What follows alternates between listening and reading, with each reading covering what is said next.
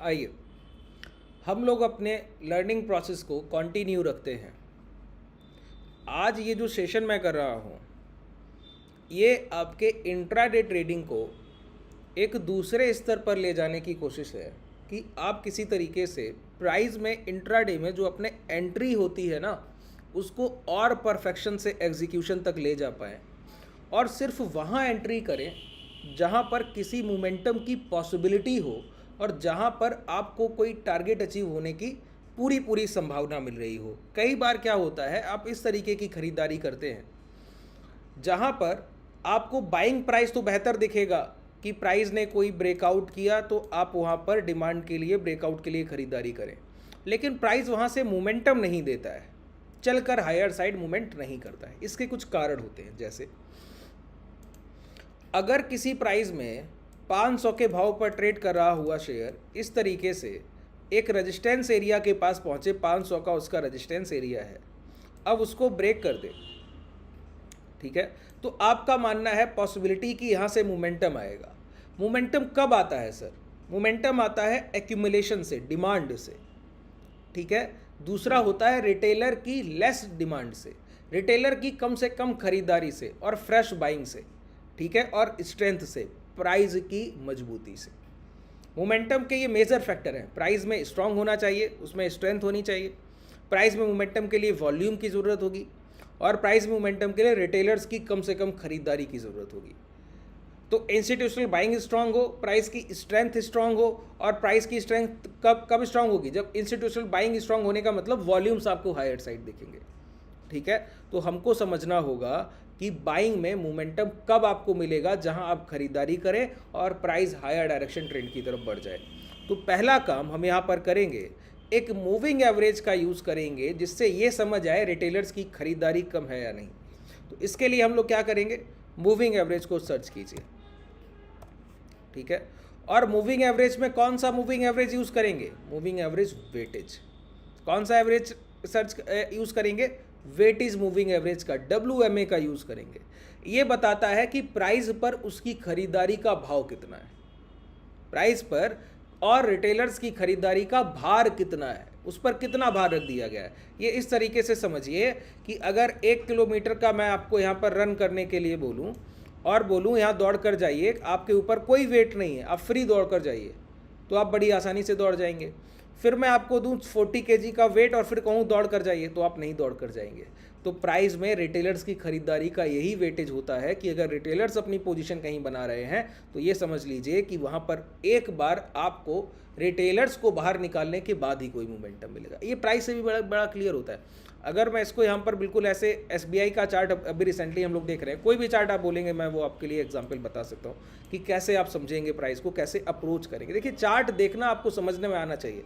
जो चीज़ें मैं आपको सिखाता हूँ ना, इसका मेजर फैक्टर है कि इस पूरे सेशन को जब मैं बोलता हूँ कि एंड तक देखिए, तो आप 20 से 25 मिनट, 15 से 20 मिनट तक चार्ट को लगातार देख रहे हैं। दिन में 2 सेशन मैं अपलोड आपके लिए करता हूँ, 2 सेशन आपके लिए करता हूँ, लगभग आधे घंटे तो मैं ही आपको चार्ट पर रख रहा हूँ। उसके बाद लाइव मार्केट का आपका प्रैक्टिस, तो धीरे धीरे ये प्रैक्टिस आपके स्किल में कन्वर्ट होता है सर। अगर आप इस चीज़ पे रहेंगे ना कि 2 मिनट प्राइस को देखा और निकल गए, वीडियो को 2 मिनट तक देखा कि हाँ बहुत चीज़ें समझ ली, समझिए तकलीफ है सर। आप जल्दबाजी में तो ट्रेड एग्जीक्यूशन करने वाला, देखिए बाजार में बैठने वाले ट्रेडर को बहुत धैर्य, काल्मनेस के साथ काम लेना आना चाहिए। कई सेशन ऐसे होंगे इंट्राडे में आपको 4 अपॉर्चुनिटी मिलेगी, और कई सेशन कल जैसे होंगे, जैसे कल का सेशन इंट्राडे में सिंगल अपॉर्चुनिटी नहीं मिलेगा ट्रेड करने का, जब आपके प्राइस एक्शन के साथ आप ट्रेड कर रहे हैं, ठीक है। तो सबसे पहले समझिए ये आपके लिए एक डिमांड एरिया है। डिमांड एरिया का मतलब है अगर ये रेजिस्टेंस है, क्योंकि प्राइस अभी यहीं से गिर कर आया, अब ये ब्रेकआउट आपको दिखाने गया, रिटेलर खरीदने लगे सर, एग्जिट, फिर प्राइस गया, फिर ब्रेकआउट दिखा रहा है, रिटेलर फिर खरीदारी कर रहे हैं। अब देखिए रिटेलर्स ने अपने एसएल क्या डाले होंगे, जब यहाँ खरीदारी की होगी ये स्विंग लो, प्राइस ने टेस्ट किया, जब यहाँ खरीदारी की होगी फिर स्विंग लो, प्राइस ने टेस्ट किया, जब ये खरीदारी की होगी ये स्विंग लो। अब इस बीच में कुछ ऐसे रिटेलर रहे होंगे जिन्होंने ऐसी खरीदारी की होगी कि इन सारे स्विंग लो को सेव करते हुए second last swing low price ने क्या किया, इन सारी लिक्विडिटी को सेव किया, पूरे एसएल हंटिंग की। अब जिन लोगों ने 805, 804, 802 और 806 ऐसी खरीदारियां की, बार बार प्राइस ने खरीदारी कराई, पूरी तरीके से हिम्मत तोड़ दी सर रिटेलर की कि आप खरीदने लायक नहीं रह जाइएगा, ठीक है। जब पूरी तरीके से सारे स्टॉप लॉस को हंट कर दिया हर तरीके से, यहां तक के एसएल सर स्वीप किए गए हैं, बताइए इतनी रेंज तक 800 की खरीदारी, एसएल उठाए गए हैं 666 तक के। अब बताइए आपने पहली खरीदारी 800 पे की हो या 803, 804 या 805, तो जितनी बार भी आपने खरीदारी की है, अब इतनी बड़े स्टॉप लॉस हंट कर दिए गए कि जिन लोगों के एसएल चले गए वो दोबारा खरीदने लायक नहीं रह जाएंगे। अब प्राइस जाके क्या करा रहा है, ब्रेकआउट करा रहा है। इसी को हम बोल रहे हैं वेटेज मूविंग एवरेज से समझ लीजिए सर। वेटेज मूविंग एवरेज ये बिल्कुल क्लियर पिक्चर का डायरेक्शन दे देगा, ठीक है। इसी को वेटेज मूविंग एवरेज को समझना है। तो समझिए यहाँ पर आप लेंथ को सबसे पहले चेंज करेंगे और लेंथ को रखेंगे कितना सर, लेंथ को रखेंगे 21, बिल्कुल क्लियर समझिए 21 लेंथ को रखेंगे। सोर्स को क्लोज रखेंगे, कोई चेंजमेंट नहीं। थोड़ा प्राइस में ये कन्वर्ट कर लीजिए कि चार्ट आपको बेहतर तरीके से दिखने लगे, कि एवरेज लाइन आपको बेहतर विजिबिलिटी में आई है। अब ठीक है, अब छोटे टाइम फ्रेम पे चलिए। छोटे टाइम फ्रेम पे देखेंगे आपको बेहतर ट्रेड प्लान्स करने का मौका मिलेगा, ठीक है। Bigger time frame, hourly time frame जब आपने देखा तो आपने एक चीज़ बड़ी आसानी से कैप्चर कर ली कि प्राइस में यहाँ पर रिटेलर्स को कई बार खरीदारी का मौका देकर ये दिखाया गया कि by by by by by, और सारे एसएल स्वीप कर दिए गए, ठीक है। अब जाकर प्राइस क्या कर रहा है, इस हाई के पास एक नैरो कंसोलिडेशन कर कर लॉन्ग करने की कोशिश कर रहा है। मतलब रिटेलर्स यहाँ पर अब बहुत कम संख्या में रह गए, रिटेलर्स यहाँ पर बहुत कम संख्या में रह गए। प्राइस को समझना सीखिए, रीड करना सीखिए। अब कम संख्या के रिटेलर हैं तो अब इस प्राइस का जो ब्रेकआउट होगा उस ब्रेकआउट की पॉसिबिलिटी बहुत हाई हो गई। आवरली टाइम फ्रेम में ये सारी चीजें देख रहे हैं। टॉप टाइम फ्रेम है, इंट्राडे में मैंने आपको बताया पोजीशंस कैसे आप एग्जीक्यूट करेंगे। इसका मतलब है अब लोअर टाइम फ्रेम पे जाकर अब आपको खरीदारी की अप्रोच रखनी चाहिए। एसबीआई में खरीदारी की अप्रोच का मतलब है कि बाइंग किस प्राइस पर की जाए, किस भाव पर आप खरीद लें जहां से आपको मुनाफा आ जाए, ठीक है। तो इसके लिए कौन से टाइम फ्रेम का हम यूज करेंगे, 5 मिनट के टाइम फ्रेम का, या फिर 10 मिनट के टाइम फ्रेम पर आपको परफेक्ट एग्जीक्यूशन मिलते हैं, ठीक है। परफेक्ट एग्जीक्यूशन के लिए 2 मिनट और 10 मिनट के टाइम फ्रेम, लेकिन मैक्सिमम ट्रेडर आप लोग जो है वो 5 मिनट का टाइम फ्रेम यूज करते हैं। इस वजह से मैं 5 मिनट के टाइम फ्रेम का आपके लिए ऑप्शन ले रहा हूँ, ठीक है। अब हमारा काम क्या है ना सर, हमको एक बात तो बिल्कुल क्लियर पता लग गई थी कि प्राइस में बाइंग तय है, खरीदारी तो हो ही रही है, बाइंग बिल्कुल क्लैरिटी से मिल रही, ठीक है। तो हम भी सिर्फ खरीदारी की तरफ अपना मौका ढूंढेंगे, ना कि सप्लाई की तरफ, बिकवाली की तरफ। कोई वन टाइम वन माइंडसेट, ये अप्रोच आपकी हमेशा तय होनी चाहिए किसी भी प्राइस में आप एंट्री करें, ध्यान रख लीजिए, ठीक है। तो पहली काम ये कि हमको सिर्फ बाइंग देखनी है, और बाइंग में वैलिडेशन पहली चीज ये। अब एसबीआई का प्राइस हायर हाइस के फॉर्मेशन में है, तो हाई लगाने के बाद अगर आप यहाँ खरीद लिए और रिट्रेसमेंट हुआ तो लॉस दे जाइएगा। ये मोमेंटम के बाद आप ये ब्रेकआउट पे खरीद लिए, ठीक है। अब ब्रेकआउट पे आप खरीदिएगा, लॉस दे जाइएगा। क्यों, 1 आवरली टाइम फ्रेम पर ब्रेकआउट की बार बार ट्रैपिंग हुई है, तो प्राइस का रिपीटेशन क्या होगा, डिमांड एट लोअर साइड। तो आपको डिस्काउंटेड प्राइस पे खरीदना चाहिए, ना कि ब्रेकआउट के बाद खरीदना चाहिए। तो कौन सा प्राइस लोअर है, अब ये गिरावट हो रही है, यहाँ खरीद लें कि यहाँ खरीद लें कि यहाँ, कैसे पता लगेगा। इसके लिए हमको यूज करना होगा वॉल्यूम इंडिकेटर। वॉल्यूम मैंने क्या बताया, प्राइस में स्ट्रेंथ लेकर आते हैं बायर्स, जो इंस्टीट्यूशनल बायर जो खरीदारी कर रहे होंगे, उनके orders, block orders, pending orders, ठीक है। उनकी लिक्विडिटी, जहां उनके पेंडिंग ऑर्डर्स पड़े होंगे वहां पे प्राइस टच करेगा, निकल कर जाएगा। बात क्लियर हो रही है। और उसी के साथ प्राइस की स्ट्रेंथ और रिटेलर्स की लेस एंट्री। अब रिटेलर्स की लेस एंट्री तो आवरली टाइम फ्रेम पर देख ली। अब छोटे टाइम फ्रेम पे देखने के लिए WMA का 21 का मूविंग एवरेज यूज करें, वेटेज मूविंग एवरेज, ठीक है। अब जैसे यहाँ पे समझिए वेटेज मूविंग एवरेज का बेसिकली काम क्या है, ये प्राइस का ब्रेकआउट है। ब्रेकआउट के बाद प्राइस मूविंग एवरेज को जस्ट पकड़ कर चल रहा है, बिल्कुल पकड़ कर चल रहा है। इसका मतलब है प्राइस में भार है, बहुत खिंचाव, स्ट्रेच की तरह दिख रहा है, कोई खरीदारी नहीं है, ये ब्रेकआउट नहीं है। कितना भी स्ट्रॉन्ग प्राइस है, अगर इस तरीके का मोमेंटम है, देखिए वेटेज मूविंग एवरेज से जब भी अच्छे मोमेंटम ट्रिगर होंगे तो वेटेज मूविंग एवरेज से प्राइस दूरी बनाकर ट्रेड करेगा, डिस्टेंस बनाकर ट्रेड करेगा। अगर सिंगल कैंडल WMA से इस तरीके से डिस्टेंस बनाकर ट्रेड किया, वहां एंट्री कीजिए, अगली 3 से 4 कैंडल के फॉर्मेशन अबव दैट कैंडल होंगे ही होंगे। 3 कैंडल तो लगभग मिल ही जाती है, 3, 4, 5 कैंडल के फॉर्मेशन इंट्राडे के लिए सबसे बेहतर ट्रेड प्लान होता है। लेकिन इस तरीके से भी आप ट्रेड नहीं कर सकते, इतना आपका स्किल कहाँ शार्प हुआ सर कि आप इस तरीके के ट्रेड प्लान को ट्रेड कर पाएं।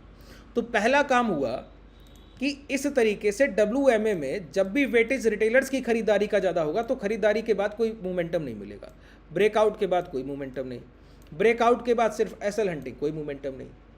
अब हमको समझना होगा कैसे खरीदारी की जाए। फिर ये तो है, तो बाई ऑन डिप का प्राइस समझ में आ रहा है, अब अर्ली टाइम फ्रेम भी देख लिया, अब एंट्री किस प्राइस पे करें, लॉन्ग करने का प्राइस है और लगातार मोमेंटम भी हायर डायरेक्शन चल रहा है। देखिए 801 का भाव 820 पहुंच गया, लेकिन हम खरीद रहे हैं तो हमको घाटा जा रहा है। तो मैंने आपको बताया वॉल्यूम, इंस्टीट्यूशनल डिमांड कहां पड़ी है, स्ट्रेंथ, प्राइस स्ट्रांग है, तय हो गया। रिटेलर्स की कम खरीदारी है, तय हो गया। रिटेलर्स बार बार ट्रैप किए जा रहे हैं, तय हो गया। अब वॉल्यूम जो एक एस्पेक्ट रह गया मोमेंटम के लिए, उसी को और लेकर आना है, क्या, वॉल्यूम, इंस्टीट्यूशनल बाइंग, बड़े लोग कहां खरीदारी कर रहे हैं, यहां पर लगा लीजिए। देखिए अब बहुत ध्यान से समझिए, प्राइस में जब भी डिमांड उठकर आएगी ना, तो सबसे पहला काम होगा वॉल्यूम का इंक्रीमेंट या डिक्रीमेंट, और दूसरा होता है वॉल्यूम का वैलिडेशन। ठीक है, दो बातें मैंने आपको बताई, दो चीज़ें होंगी। प्राइस में सबसे पहला काम होगा वॉल्यूम में इंक्रीमेंट या वॉल्यूम में डिक्रीजमेंट, और दूसरा होता है वॉल्यूम का वैलिडेशन। वॉल्यूम का वैलिडेशन सबसे पहला पॉइंट है, उसको सबसे पहले समझते हैं। हो सकता है इस सेशन को हम लोग दो पार्ट में करें, ये आज का पार्ट 1 हो जाएगा। अगर एग्जीक्यूशन तक पहुंच पाए तो वेल एंड गुड, तो नहीं ज़रूरत पड़ेगी वैसे। हालांकि अगर टाइम हो गया तो सर एक सेशन हम लोग कल भी कर लेंगे। ठीक है, यहाँ पे समझिए वैलिडेशन क्या होता है, वॉल्यूम का वैलिडेशन क्या है सर। वॉल्यूम का वैलिडेशन ये है, बहुत ध्यान से सुनिए। अगर मैं एसबीआई के प्राइस में, मुझे इंस्टीट्यूशनल मान लीजिए, अरे सर मैं बड़ा आदमी नहीं दिखता हूँ, खुद को मान लीजिए कुछ समय के लिए, ठीक है, आप मान लीजिए कि आप इंस्टीट्यूशनल हैं, आपके पास हज़ारों करोड़ पैसा, ठीक है, तो लेकिन उस पैसे को जब भी आप मार्केट में इंट्रोड्यूस करेंगे या कोई शेयर खरीदेंगे, कहीं इन्वेस्टमेंट करेंगे, उसका इम्पैक्ट चार्ट पे दिखेगा ना, चार्ट पे दिखेगा कि नहीं दिखेगा, बिल्कुल दिखेगा। तो वही है आपके लिए वैल्यूएशन। ठीक है, वैलिडेशन कैसे, कि अगर आप किसी शेयर में एसबीआई में 10 करोड़ की खरीदारी करें तो कैंडल का फॉर्मेशन इसका डिमांड का कम से कम 0.1 या 0.20% का तो होना चाहिए। मतलब अगर 800 रुपये का भाव है तो 804 तक तो चल के जाना चाहिए। चल के जाना चाहिए कि नहीं जाना चाहिए, बिल्कुल जाना चाहिए। ठीक है, अब समझिए, अब यही क्या हो रहा है, तो कैसे पता लगे कि वैलिडेशन प्राइस का हो रहा है, वो प्रीवियस कैंडल से होता है सर, पिछली कैंडल्स के जो फॉर्मेशन होंगे उससे होगा। अब अगर पिछली कैंडल में 10 करोड़ की खरीदारी है और प्राइस के एवरेज मोमेंटम 0.20% है, अभी समझाऊंगा कैसे, पहले समझिए, एग्जाम्पल से क्लियर कीजिए, फिर प्राइस पे जाकर प्रैक्टिकल अप्रोच में समझेंगे। अब दूसरी खरीदारी भी अगली जगह 10 करोड़ की है और वहां पर क्या हो रहा है, कैंडल का फॉर्मेशन सर इस तरीके का है, क्या ये वैलिड कैंडल है? एवरेज कैंडल फॉर्मेशन जब भी 10 करोड़ की खरीदारी होती है तो इतने बड़े कैंडल्स का फॉर्मेशन होता है, लेकिन यहां भी 10 करोड़ की खरीदारी है, कैंडल का फॉर्मेशन बिल्कुल ना के बराबर है। तो ये कैंडल का उसके वॉल्यूम से कोई वैलिडेशन नहीं है, प्राइस एक दूसरे को कैंसिलेशन कर रहा है, कैंसिल कर रहा है, गलत पिक्चर आपको दिखाई जा रही है, जो है नहीं वो दिखाया जा रहा है। और ऐसी कैंडल्स जब भी आपको गलत विजुलाइज कराई जाएंगी ना, तो उसमें एक चीज़ बड़ी कॉमन फैक्टर पाई जाती है, क्या, वहां पर पाया जाता है कैंडल्स में बॉडी साइज के साथ साथ कैंडल्स में विक साइज का भी होना। विक साइज जरूर कंटेन करेंगी वो कैंडल्स, जहां भी ऐसा फॉर्मेशन आपको दिखेगा, ध्यान कर लीजिए।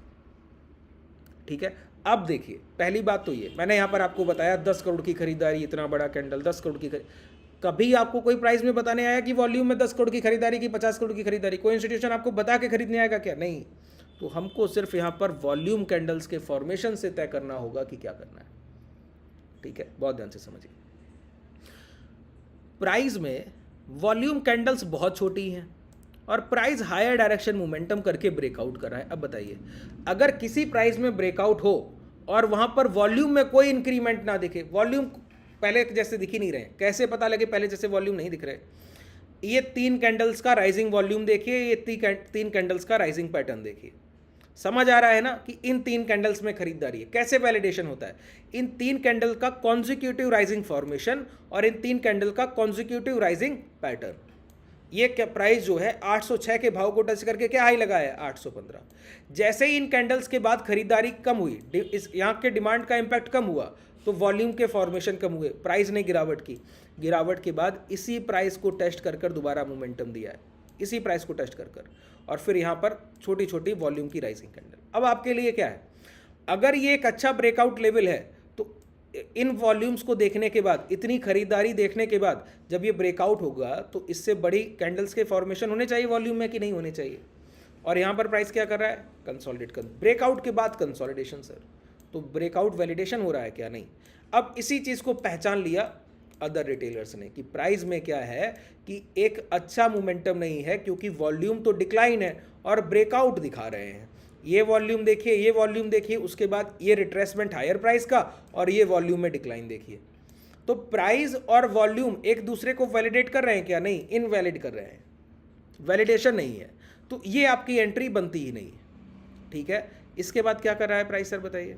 इसके बाद प्राइस में यहाँ पर प्रॉफिट बुकिंग हुई, क्योंकि जो लोग यहाँ खरीद रहे थे उनको पता लगा कोई मोमेंटम नहीं, तो एक पैनिक क्रिएशन हुआ, पोजीशन को स्क्वायर ऑफ कीजिए, स्क्वायर ऑफ कीजिए, कोई मोमेंटम नहीं मिल रहा सर।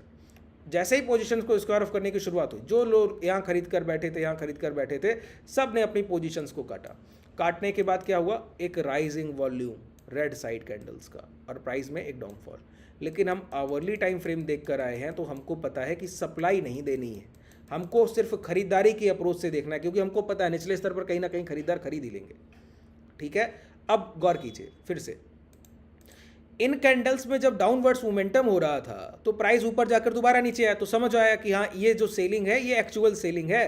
प्राइस में लगातार राइजिंग वॉल्यूम कैंडल्स के फॉर्मेशन, और उसके साथ लगातार कैंडल्स में भी, प्राइस में भी लगातार गिरावट, डाउन ट्रेंड। ठीक है, अब देखिए प्राइस गिरकर आया 820 से 808 तक, लगभग 12 रुपए की गिरावट है। बात क्लियर हुआ? और यहाँ पर आप देखिए दोबारा जब प्राइस चलकर गया तो यहाँ पर गिरकर आया है, यहाँ पे देखिए बहुत ध्यान से, ये राइजिंग कैंडल्स के फॉर्मेशन पहले देख लीजिए, कितनी बड़ी कैंडल्स के फॉर्मेशन है, और इसमें किसी भी कैंडल का फॉर्मेशन इतना बड़ा दिखता है जितनी ये दो कैंडल्स के फॉर्मेशन है? नहीं। और कैंडल वॉल्यूम कैंडल्स के फॉर्मेशन इनसे भी छोटे। वॉल्यूम कैंडल्स के अगर आप फॉर्मेशन देखें, ये लास्ट कैंडल है सर, ये देख पा रहे हैं, ये लास्ट कैंडल है, ये कैंडल, बहुत ध्यान से समझिए सर। इनसाइड कैंडल्स को जब तक आप नहीं समझेंगे, एक एक पॉइंट को क्लियर नहीं समझेंगे, ये कैंडल, ये ग्रीन कैंडल है, इन रेड कैंडल्स के बीच में ये राइजिंग वॉल्यूम था। अब अगर बाजार को यहाँ से और डाउन साइड हमको खरीदारी की प्राइस देनी थी, तो प्राइस क्या करता? प्राइस और नीचे लेकर आता और वॉल्यूम राइज होते जाते।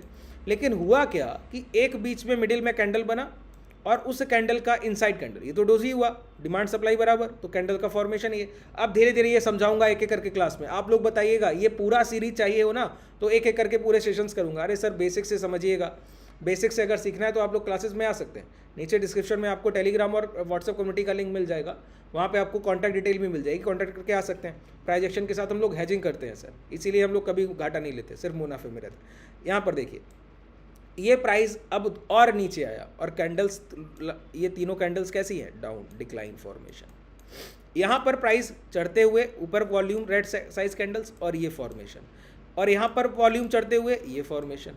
ठीक है, यहाँ पर क्या हुआ? डाउन साइड कैंडल्स का फॉर्मेशन, और पिछले पूरे मोमेंटम से बड़ी कैंडल्स हैं ये, और वॉल्यूम डिक्लाइन है, रेड कैंडल्स के फॉर्मेशन डिक्लाइन है। मतलब अब खरीदारी का मौका मिलेगा कि क्या हो रहा है? Retailer moving, weightage moving average sir, खरीदारी का मौका। अब देखिए कि कहाँ आपकी एंट्री बनेगी। ठीक है, अब ये पूरी रैली थी कि प्राइस में डाउनफॉल, ये एक्यूमुलेशन के बाद डाउनफॉल, और ये जो एरिया रहा, ये रहा आपके लिए सबसे परफेक्ट एरिया कि इस रेंज में जो सेलर्स को भी रिसेंटली ये ट्रैप बनाया गया सेलर्स के लिए कि दिखाया गया बड़ी सप्लाई, लेकिन सप्लाई इंस्टीट्यूशन ने तो बेचा ही नहीं, उनके वॉल्यूम तो डिक्लाइन है। अब प्राइस उसी डोजी को बनाकर कंसोलिडेट कर गया।